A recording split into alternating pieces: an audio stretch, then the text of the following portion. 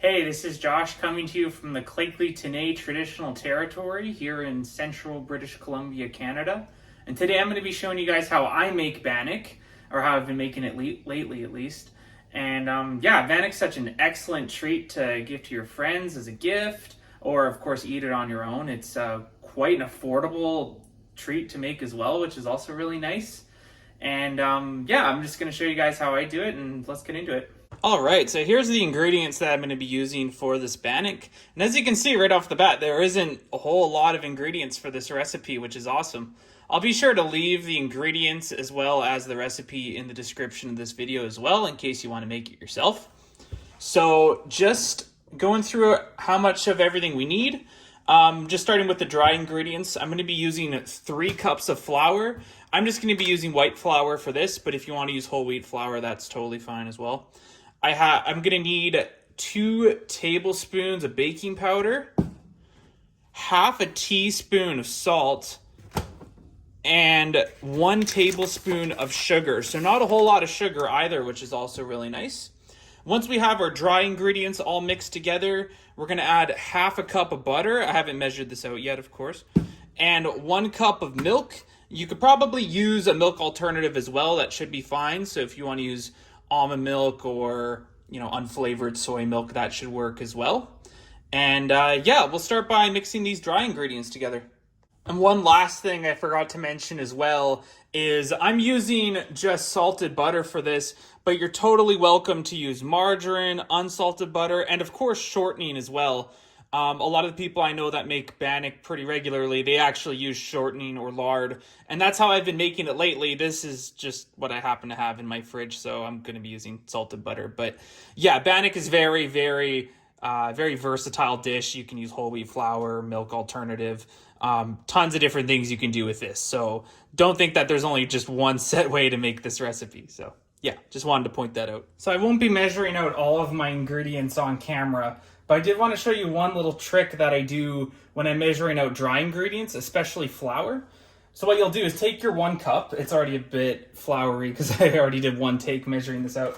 And I'm just going to take 1 really big cup full of flour. In fact, you want to overflow it a little bit like that. And then you're going to take a butter knife and use the flat end of the butter knife just to level it off over top of the bag. So you get exactly 1 cup of flour. Don't worry if a little bit goes onto your counter. That's normal when you're making Bannock. And then there you go. You have exactly 1 cup of flour. You can add that to your bowl. And you can do that with all the dry ingredients as well, which is pretty nice. So I have all my dry ingredients mixed together in this bowl. And yeah, just going to give it a really good mix with a spoon just to make sure everything's nice and even. And then from here, I'm going to add my butter. So I have my 2 cups of butter already measured out. So I'm just going to scoop that into the bowl.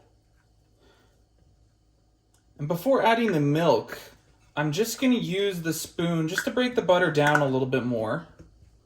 You just want to get it into nice small pieces if you can.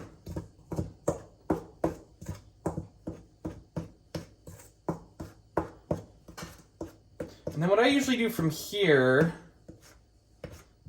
once I have all the butter, broken down pretty well, I'm going to add my milk.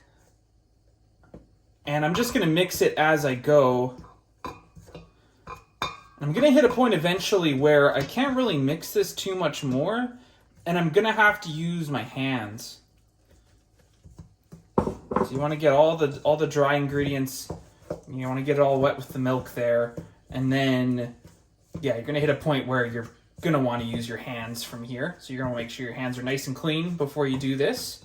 It's starting to get kind of tough, so yeah, I'm just going to take that off the spoon. And I'm going to start mixing this together with my hands just into a nice big ball of dough.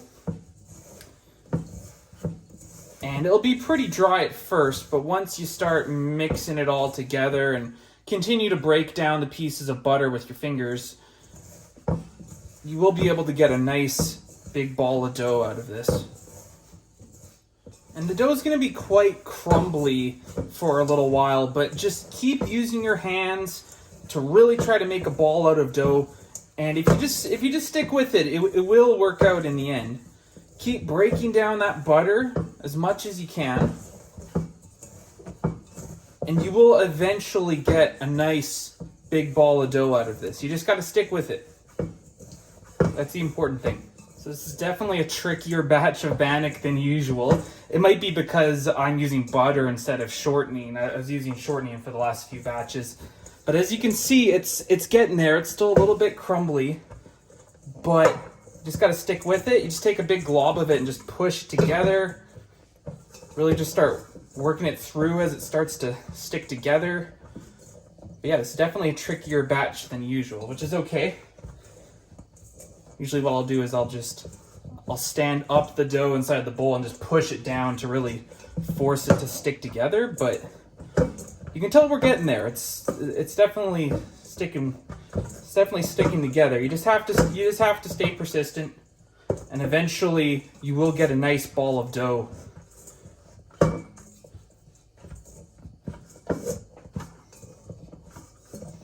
So already we don't really have too many crumbly bits of dough left. All right, so I've now transferred my ball of dough to the countertop just so I have a bit more room to work with. I put a little bit of flour on the counter just so it doesn't start sticking to my countertop. My countertop's clean, of course. And yeah, just really try to force it into a ball. And just keep kneading it as you go. It will stick together. You just have to stick with it. I know my kneading technique is definitely not it's a little unorthodox, but I'm not the most experienced baker. I just like to make Bannock, so. There we go, it's sticking together pretty well. It's a little crumblier than usual, like I said, but this is looking pretty good. So just gonna stand it up and then rotate and push it down. Just really trying to keep it all together.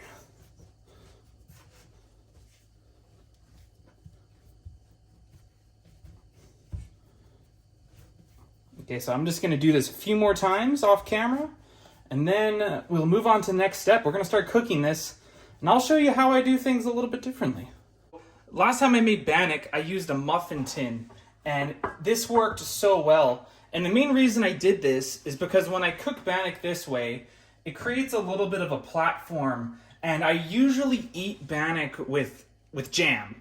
And if I have like a ball of cooked Bannock and I put my jam on it, usually the jam goes all over the place and ends up on my hands. So if I use a muffin tin, I can pretty easily just put some Bannock on top of the flat surface, or kind of flat. I'll dip it in a little bit, as you'll see, and I won't have a mess, which is really, really good.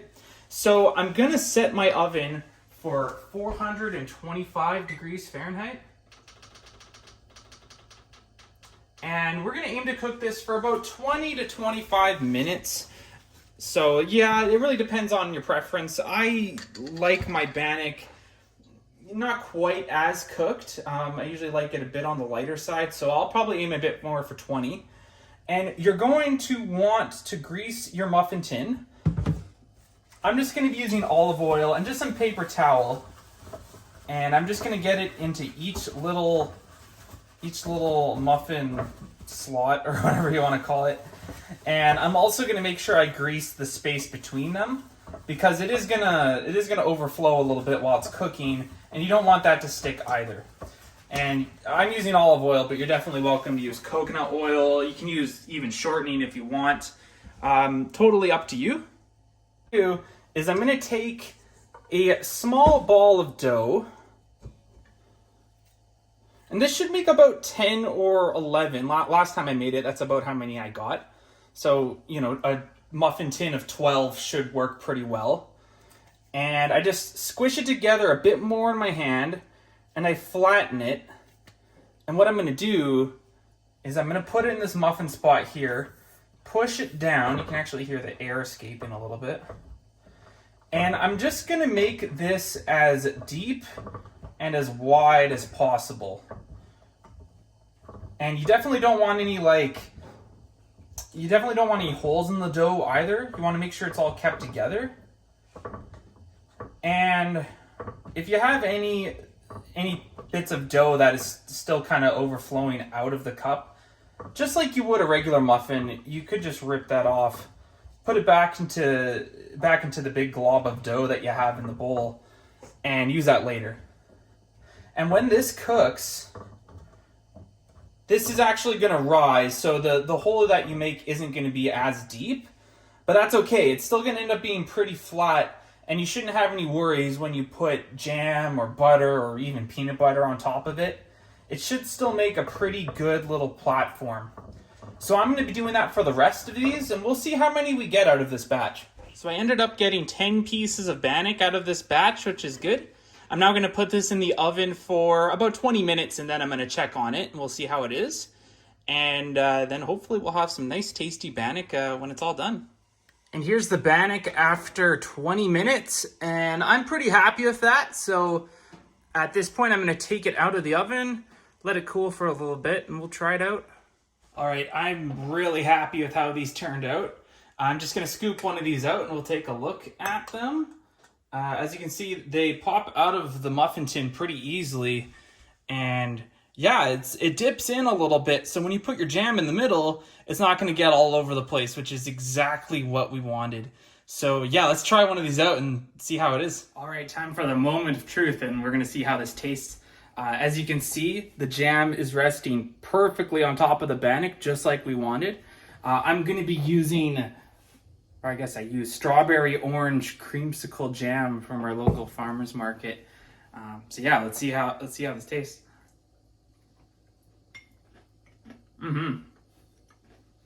Perfect. It's exactly how I like it. It's not cooked too much.